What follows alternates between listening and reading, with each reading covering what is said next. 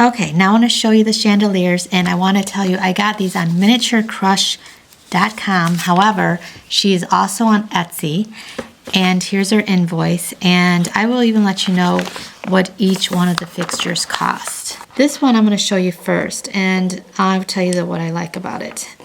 This one I'm going to put in the kitchen, and I just like it because it looks vintage, and it's definitely looks like a hurricane lamp. It is what it is underneath the glass globe here. And this is glass, which I like.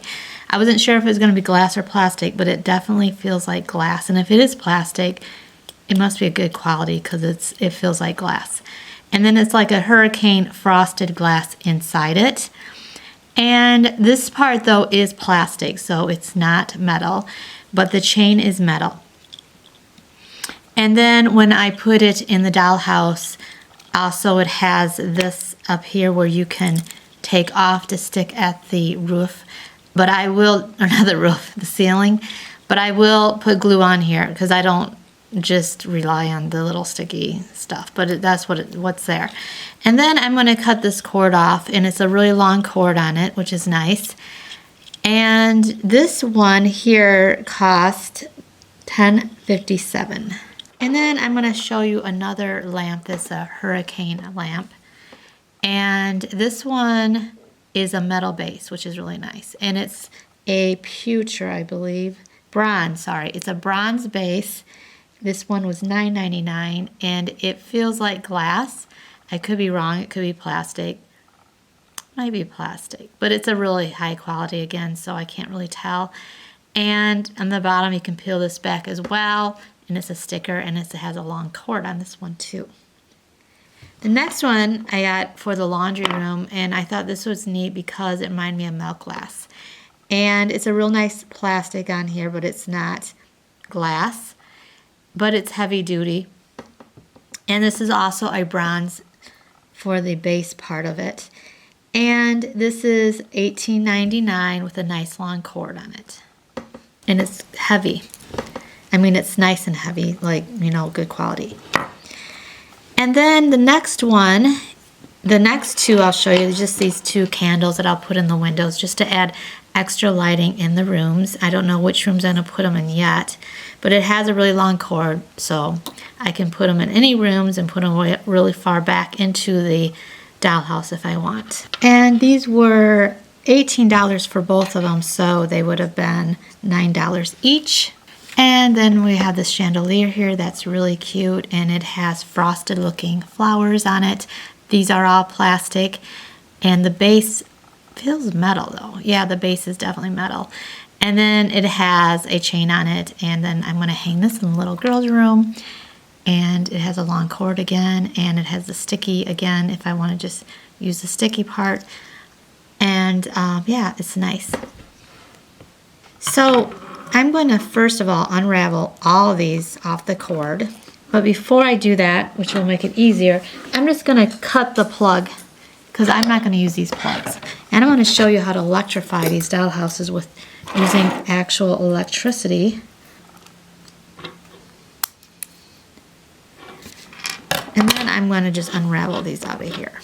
So the cord will be really long. Another thing I did purchase is some more of this. So when I want to extend this even longer than this, all the way down, you'll see when I put it in the dollhouse, I'll need even longer cord. I will put this on the end, which I will show you how to do. But first of all, I definitely need to split these. So you just have to split them, and you have to cut them, or you can just take your finger, which I do, and just pull them back like this. And that's about as much as you need, a good 2 inches. Now, for wiring it, I'm going to get a cutting board. And I'm definitely going to have to strip these, which is not the easiest thing to do. We have to strip the plastic off the wire, and I'm going to take an X-Acto knife to do that. And I have to go on the side like this. You don't want to come up and down, you want to go to the side. And I like to leave quite a bit of wire. I don't want it just puny little bit. Like a lot of these light fixtures, when they come already done, they just give you a tiny bit of wire exposed, which to me is very frustrating. I like to have quite a bit sticking out, so at least an inch. And I'm going to do that to both of the wires. Now this is pretty long, but I definitely need it even longer.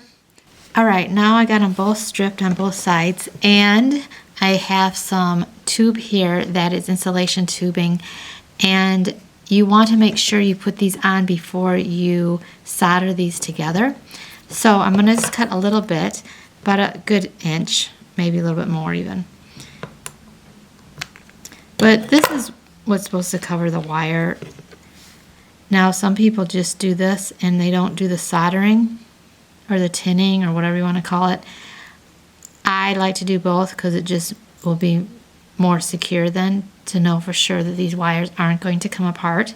But you want this to be long enough that it covers the actual wires that are exposed. So I'm going to do them on both sides, and I'm just going to put them on one end. It can be either wire, but I'm going to use the one that I cut that isn't the lamp one. And I'm going to just cut them around the same length. But don't forget to put these on before you solder these together, because otherwise you'll have to undo what you did. Believe me, I've done that plenty. And also you want to twist these wires together. Sometimes they fray apart, so you want to twist them together and then you bring it through here. Which I'm not doing a very good job of because my glasses I'm wearing aren't the real strong ones that I normally wear, because my husband has the other ones with him right now. And he's not home. So, all right, next thing you want to do, well, this is what I do anyways. I have one of these, and my husband had it. I don't even know what it's called, but it works perfect for this. Otherwise, it's really hard to keep these in place. So I'm going to kind of bend this and put it in here, but I want straight across as much as possible. And then I'm just going to put it in like that, bring it up a little bit. So next what I want to do is I want to twist these wires together as best as I can. So I'll just take the end here and twist it around the other one. And these are fraying out, so I'm going to twist them together.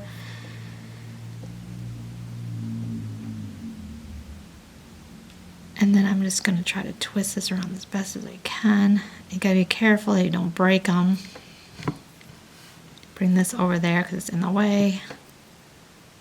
So I'll just show you with the one what I did, because I want to show you how to tin this. It's called tinning, and it's this stuff here is called tin. I will make this straight, but then I bend it at the end a little bit like this. I don't know if you can see that very well.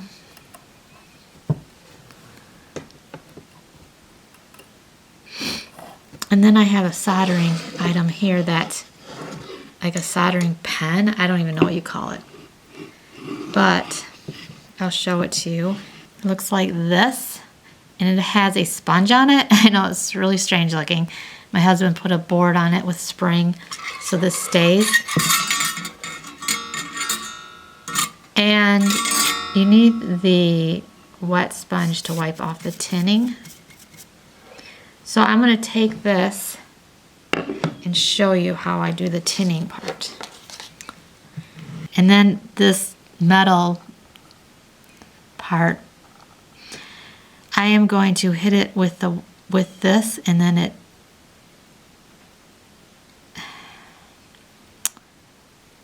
it's okay. Should be heated enough. Okay, now you can see the smoke kind of coming out. There you go. You can see the tinning there. And this is what makes the wires stick together.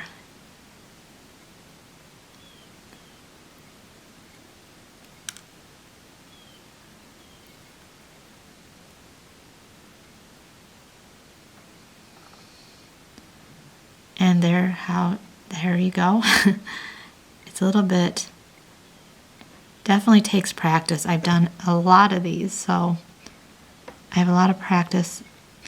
And when you're done with that, you want to wipe it with the sponge over here. I'm just gonna hit it with the sponge. And now I'm gonna take the insulation and go over it with this.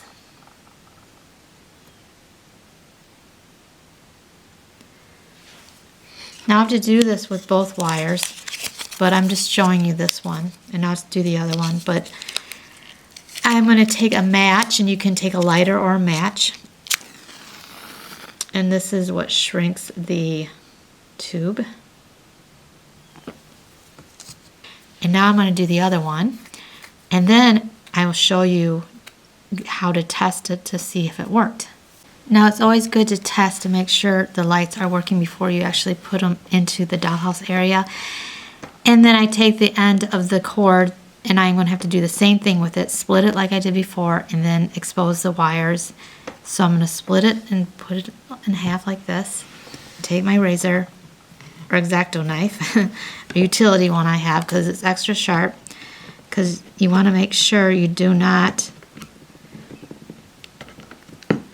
break the wires, and the sharper the better, because if it's dull, it's going to be really hard to work with. And then I would just pull it back, see, like that. The same. So now they're both done. Okay, so this is what I have for plugging it all into electricity. This is the end here that will be testing if the wires are working. Of course, there's a red and a black. That doesn't matter when you test this. They're both just put one on one end and one on the other end. So I'm going to right now plug this in. This part is not hard to do, but sometimes these wires have a mind of their own, I swear. And I don't want them to, obviously you don't want them to hit together. You want to separate these, so that's the tricky part. So I'm just going to hit this one with the red, but then somehow I have to move the black. Okay, there. So see, the light works.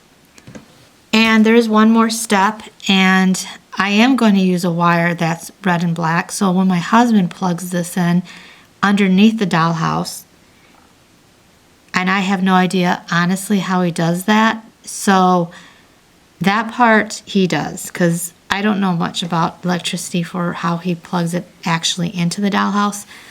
But I do use this red and black extension wire to help him out so he knows which one's red and which one's black. So here are all the wires that we did for the other lights that I've already done. As you can see down here, he has this thing he mounted up underneath the dollhouse. And he has put those in those boxes and hooked them up. I really don't understand it. But somehow that's what has it where then it can go into the plug-in that I plug into the wall. And then these are the red and black cords I was telling you about that I put on the ends of what I just showed you, of the white cord. And eventually, when these are all done, we are going to put them into underneath here so they're not exposed at all, like I did in the other dollhouse. But for now, this is what we have, and I will show you after it's done what it looks like.